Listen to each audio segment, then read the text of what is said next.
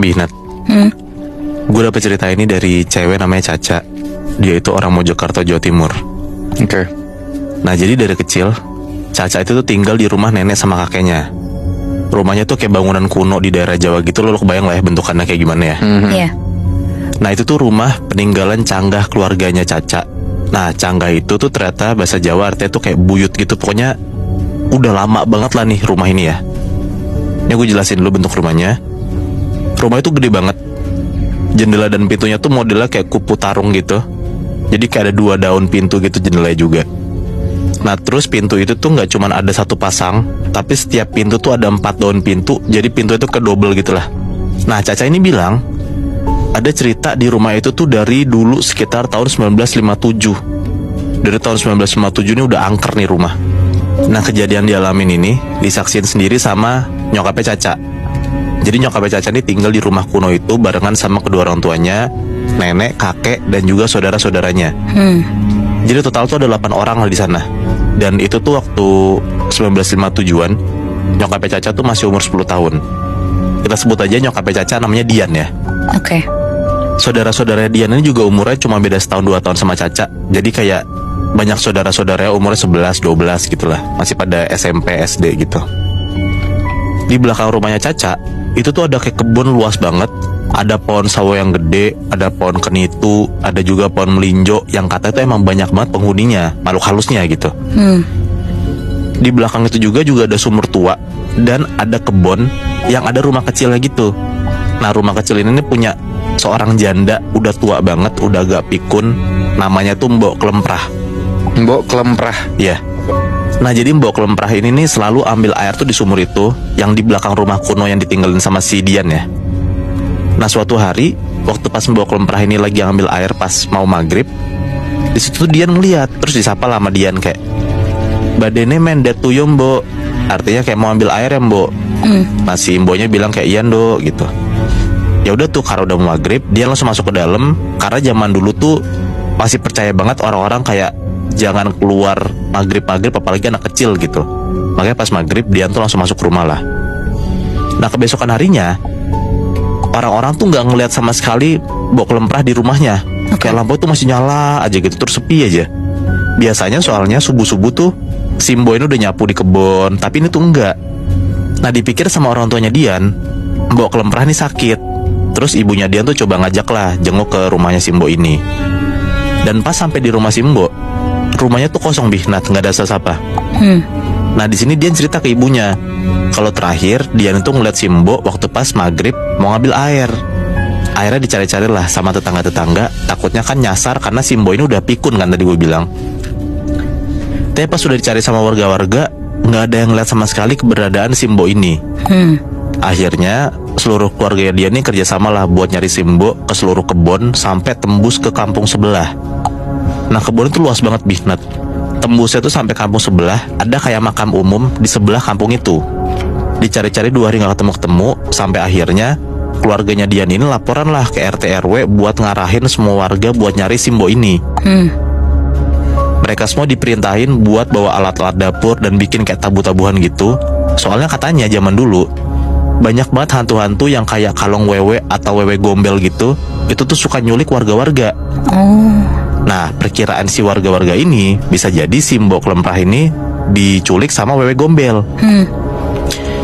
Dicarilah tuh sama warga-warga ngiter sambil dibunyi-bunyi kayak teng teng teng teng segala macam gitu dari sore sampai malam, tetap nggak ketemu juga. Nah akhirnya pas sekitar jam 2-an, neneknya Dian ini tuh mau ambil air di sumur di belakang rumahnya itu. Terus dia denger kok ada kayak suara orang ambil air juga dan main-main air kayak ceprek-ceprek gitu loh, kebayang kan? Nah penasaran akhirnya dilihatlah nih sama si neneknya Dian ini ke dalam sumur pakai senter. Nah bener aja Bihnat, neneknya Dian ini ngeliat si Mbok ada di dalam sumur lagi duduk di atas batu terus nempel di dinding sumurnya. Di dalam sumur gitu.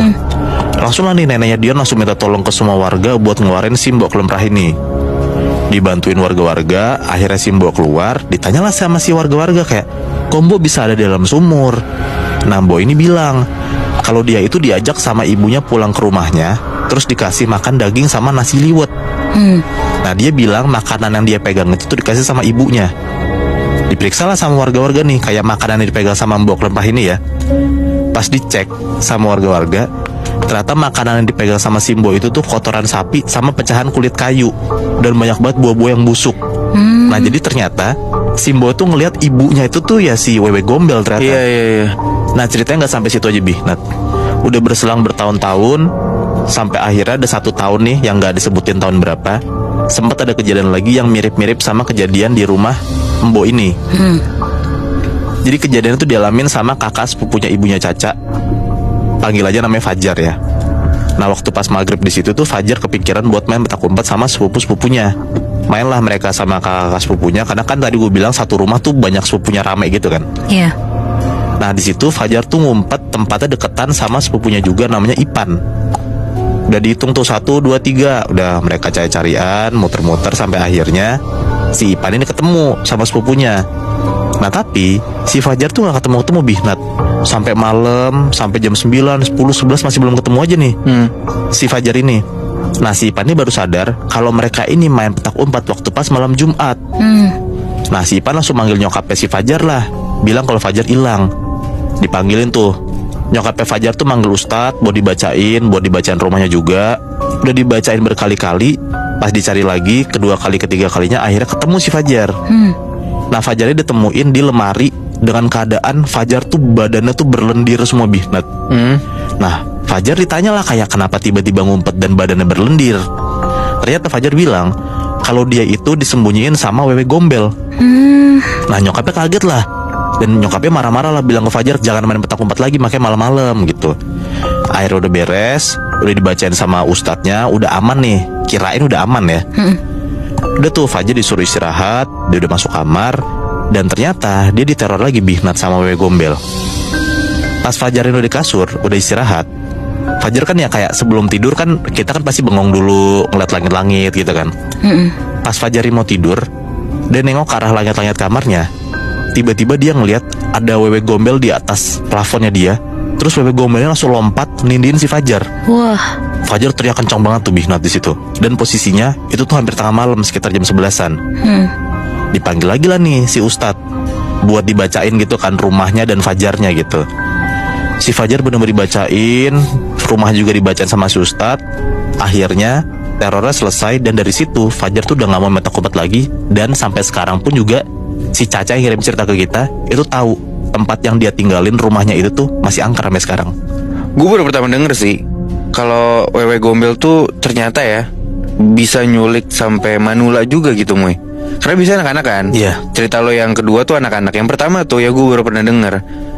Gue baru tahu bahwa ya ternyata Wewe Gombel bisa gitu menyerupai seorang ibu, terus dia nyuliknya atau nyembunyiinnya tuh nenek-nenek gitu. Iya ternyata targetnya gak cuma anak-anak ya. Iya.